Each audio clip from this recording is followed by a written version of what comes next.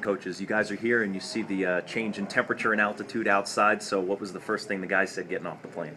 Well, a little bit of breeze out here, but it's really not that bad compared to what it could be here in Laramie. So we told them all week it's going to be a little chilly, a little different, but our guys will just have to handle it. Little relief there that you weren't flying into snow or some. Yeah, really no, heavy... it was a relief because whenever you play in November in Laramie, I mean, we could have 2 feet of snow out here, and it's not in the forecast right now. So I think our guys are a little bit relieved, even though we got a little bit of wind, a little bit of chill.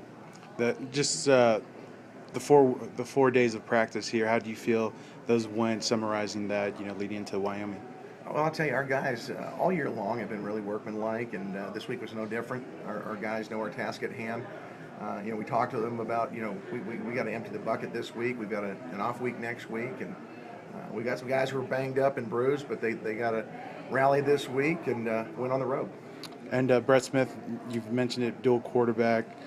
How do you guys go about, trying to contain a player with his dimensions? It's going to be tough. There really hasn't been many people contain him.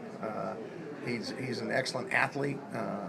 He hurts you with his legs as well as his arms. With their scheme, Coach Christensen's been running that spread for a long time, going back to the Missouri days. And I remember guys like Chase Daniels, and he's up there with him.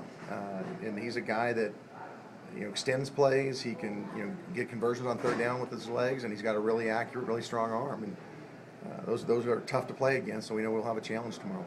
Do you feel any more like you have a better beat, perhaps, on what Wyoming might be doing defensively at this point, or is it still guessing? Maybe if we had somebody at practice, but we haven't. So we'll find out when we show up tomorrow. We will base it on what we've seen from them, and they've been mostly a 3-4 team. We have looked at some of the 4-man stuff that Coach Young has done in his past, and we'll see where it falls in. What's the game plan for tomorrow? Because I know that you hate waiting around all day for a game, and obviously you're not at home, so it's not like you could just. Well, we'll be here for most of the day.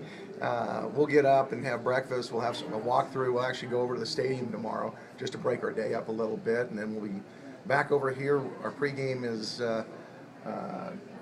How's our pregame? It's usually 3.5 hours before, so whatever that time, we're at 8:15, so 3:45 is, somewhere around there. We'll have our pregame and head on over to the stadium. It's just about 2 blocks away.